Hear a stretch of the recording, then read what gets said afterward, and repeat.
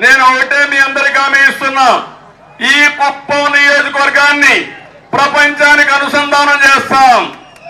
ఇక్కడ పండిన కూరగాయలు ప్రపంచానికి ఎగుమతులు చేస్తాం. ఈ ప్రాంతంలోనే మళ్ళా ఎయిర్పోర్ట్ తీసుకొచ్చి కార్గో ద్వారా మీరు విదేశాలకి మీ కూరగాయల బండి నుంచి పంపించే బాధ్యత నేను తీసుకుంటా. ఇక్కడ మీ ఇంట్లోనే కూర్చొని ప్రపంచంలో ఎక్కడ కావాలంటే అక్కడ ఉద్యోగం చేసే బాధ్యత కూడా తీసుకుంటా. తమలో నేను మీకోసం బతుకుతున్నా.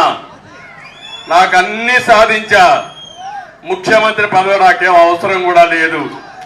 కానీ నా జాతి కోసం, తెలుగు జాతి కోసం, నా తర్వాత కూడా నేను చేసిన పనులు ఫలితాలు ఇచ్చేట్టుగా ఉండాలని ఆలోచిస్తున్నా. అది చేస్తానని మరొక్కసారి మీ అందరికీ హామీ ఇస్తున్నా. నా ఆలోచన ఒకటి, పేదరికం లేని సమాజం ఉండాలి, ఆర్థిక అసమానత తగ్గించాలి, ప్రతి ఒక్క పేదవాడికి నేను అండగా ఉంటా. అందుకే ఒకప్పుడు P3 మోడల్ ఒకటి నేనే తీసుకొచ్చా సంపద కోసం. అంటే P3 అంటే సంస్కరణ వచ్చిన తర్వాత పబ్లిక్ ప్రైవేట్ పార్ట్నర్షిప్.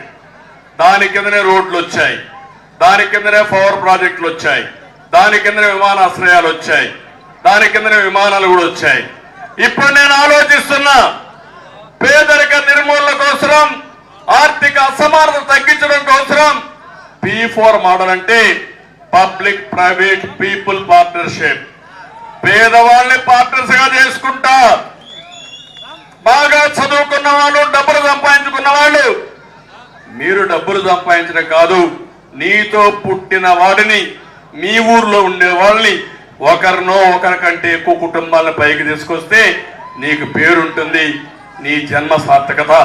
అదే పని నేను చేస్తానని మీ అందరికీ హామీ ఇస్తున్నా. ఒకప్పుడు ఇక్కడ జన్మభూమి తీసుకొచ్చాను, జన్మభూమి పిలిపించాను.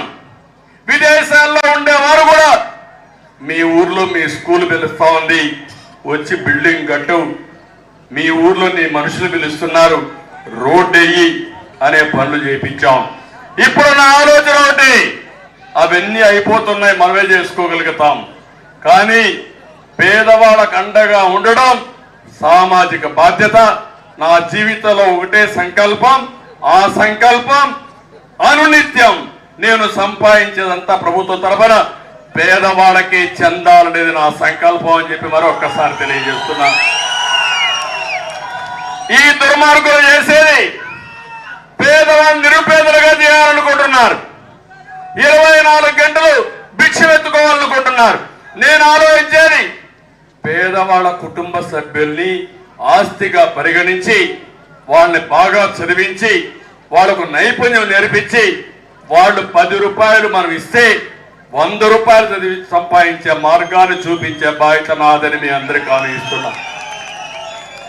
ఇవన్నీ చూసిన తర్వాత జగన్మోహన్ రెడ్డికి అర్థమైపోయింది, ఓడిపోతున్నామని అర్థమైపోయింది, ఆయన సినిమా అయిపోయిందని అర్థమైపోయింది, ఇంకెవరు భయపడని కూడా అర్థమైపోయింది, తిరుగుబాటుకు సిద్ధమైపోయారు కూడా అర్థమైపోయింది.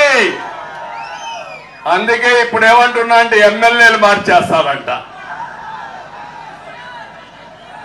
ఏం తమ్ముడు ఎమ్మెల్యేలు మార్చేస్తే అయిపోతున్నా అని మిమ్మల్ని అడుగుతున్నా.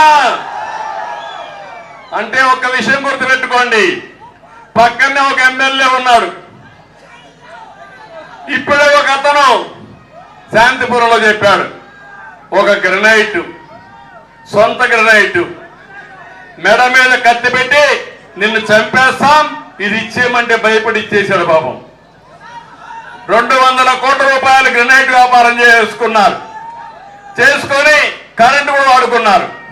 40 లక్షలు కరెంటు చేతులు కట్టకుండా ఆ కరెంటు బిల్లు ఎవరికి వచ్చిందంటే దోచుకున్నాడుకు రాలేదు, ఎవరి పేరుతో ఆస్తుందో వాడికి వచ్చి ఆ 40 లక్షలు ఇది కట్టమంటున్నారు. ఇప్పుడు నేను అడుగుతున్నా, జగన్మోహన్ రెడ్డి ధైర్యం ఉంది, ఆ తీవయ్యా నువ్వు.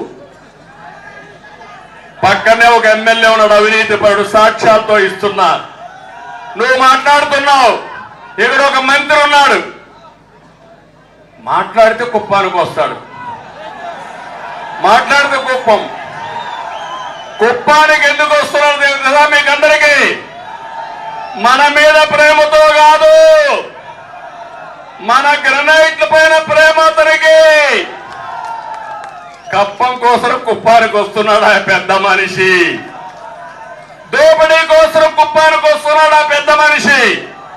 నేను అడుగుతున్నా, మీరు మంత్రా దళారిలా అని అడుగుతున్నా. దళారుడైతే దళారు వ్యాపారం చేసుకోండి, మంత్రులైతే సేవా కార్యక్రమాలు చేయండి. ఏదో నా మీద దాడి చేసినంత మాత్రాన భయపడిపోతా అనుకోవద్దండి. అవినీతి పైన నిరంతరం పోరాడుతా మీరు మిక్కిందంతా కక్కించే వరకు వదిలిపెట్టరని మరొకసారి హెచ్చరిస్తున్నా. మీరు చూస్తే అవసరం లేని కాలువల కోసం 5,000 కోట్ల రూపాయలు శాంక్షన్ చేసి అందులో 1,000 కోట్ల రూపాయలు అడ్వాన్స్ కూడా తీసేసుకున్నారు. ఇప్పుడు కూడా మీరు చూస్తున్నారు, అందరినీ కాలువ తవ్వుతున్నారు. ఎందుకు? మీ మీద ప్రేమ కొద్దా?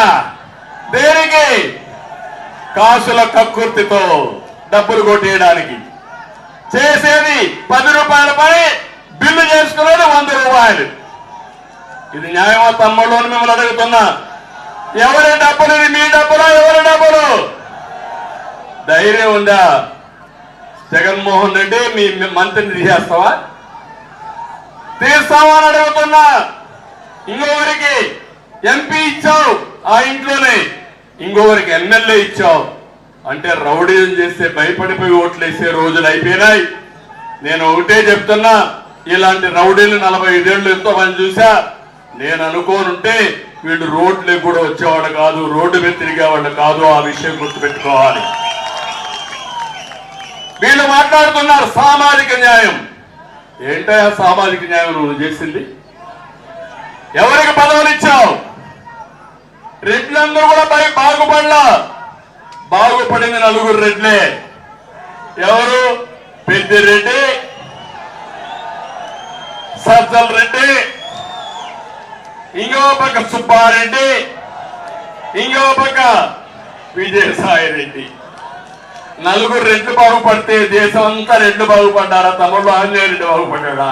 మహానంద రెడ్డి బాగుపడ్డా?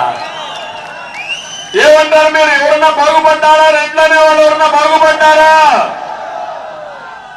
వెనుకబడిన వర్గాలు ఎవరన్నా బాగుపడ్డారా? ఎస్సీలు ఎవరన్నా బాగుపడ్డారా? ఈ తాండాలో ఉండే ఎస్టీలు ఎవరన్నా బాగుపడ్డారా అని మిమ్మల్ని అడుగుతున్నా. ఏంటి సామాజిక న్యాయం? బీరకాయ, నేతి బీరకాయ, నేతి బీరకాయలో నెయ్యి ఎంత ఉంటుందో ఈయన సామాజిక న్యాయంలో అంతే ఉంది. ఆ విషయం మీరు గుర్తుపెట్టుకోమని మిమ్మల్ని కోరుతున్నా. అందుకే నేను ఒకటే చెప్తున్నా, ఇప్పుడు మారాల్సింది ఎమ్మెల్యేలు కాదు, మంత్రులు కాదు. ఎవరు మారాలి? ఎవరు మారాలి? మీ జాతకాలు బాగుపడాలంటే ఎవరు మారాలి? దానికి సిద్ధమా మీరు?